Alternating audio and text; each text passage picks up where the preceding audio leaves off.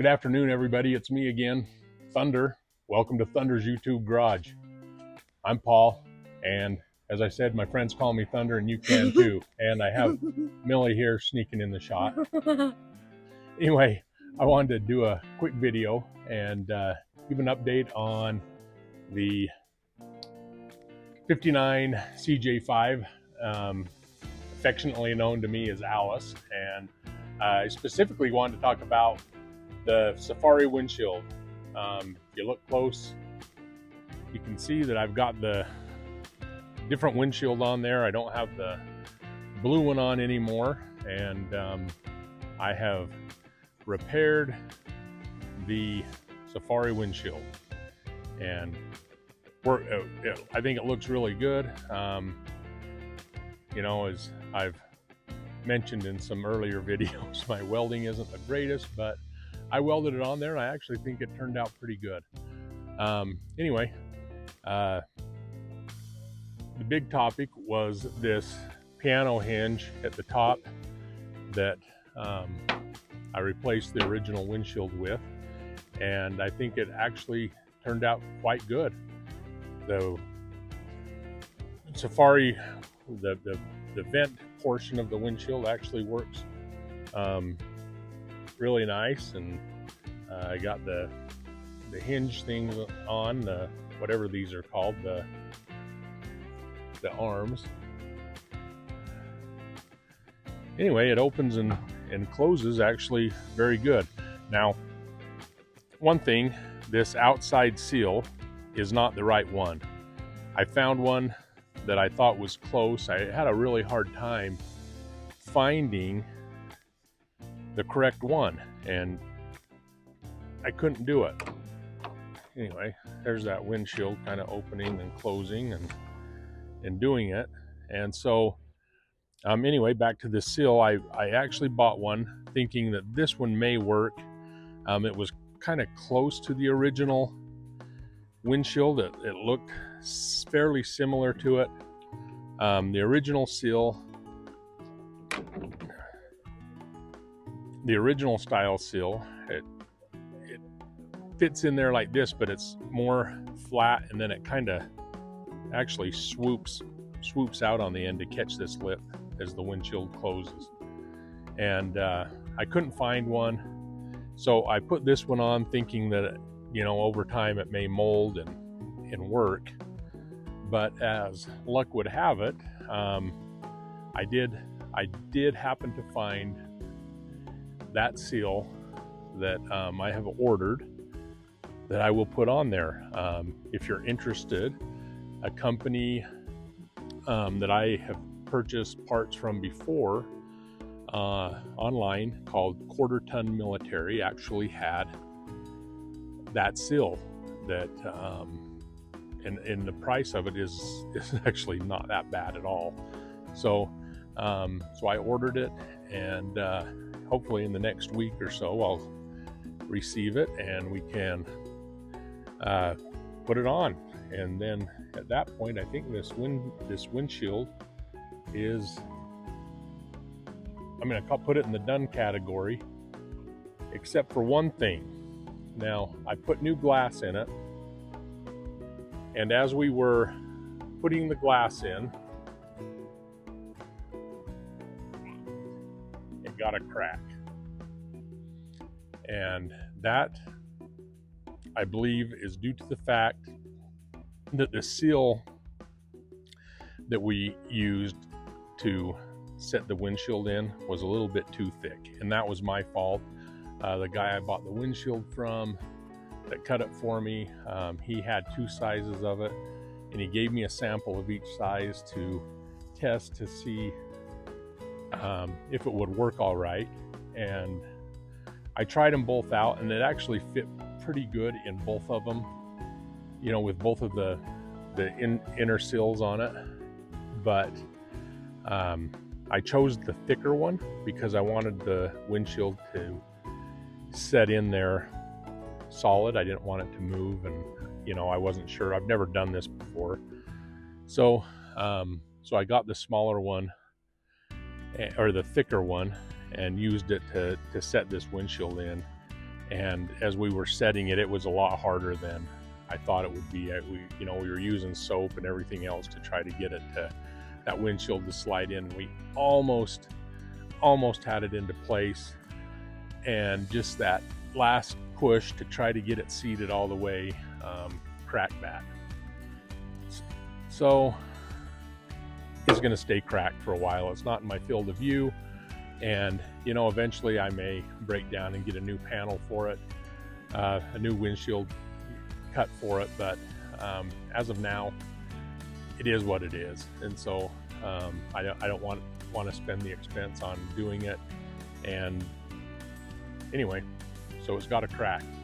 But back to this hinge, what I did is I had to cut the old hinge off, and I welded the new hinge to this flap right in there. And I mean, you can kind of see where my welded seam is, and it turned out pretty good. I mean, you can see the seam, but it's an old Jeep and it doesn't have to be perfect, and I really don't care. I'm pretty happy with it. You can see where I actually, right there is where I cut it at, because I rounded off the other piece when I welded it, before I welded it, because it was sharp, and it left the mark in there. But that being said, I've got the wipers on. I had the original style American Bosch wiper motor, and then the other one is a Armstrong wiper motor, the manual one, and that's what was in this Jeep, and so that's what I put back into it. I had one from my donor Jeep, and we ran the wires down, installed a toggle switch. Not on right now. Would you like some help? Yeah, will you turn that on? Just okay. Don't start it. Anyway, so we installed a toggle switch, and wiper works great. Only problem is it's a little bit too long for the windscreen, but I put it on as an aesthetic, because I really don't think I will be driving this Jeep much in the rain. That's not my plan, and but I wanted it to be on there and functioning as just part of the appeal of the Jeep. So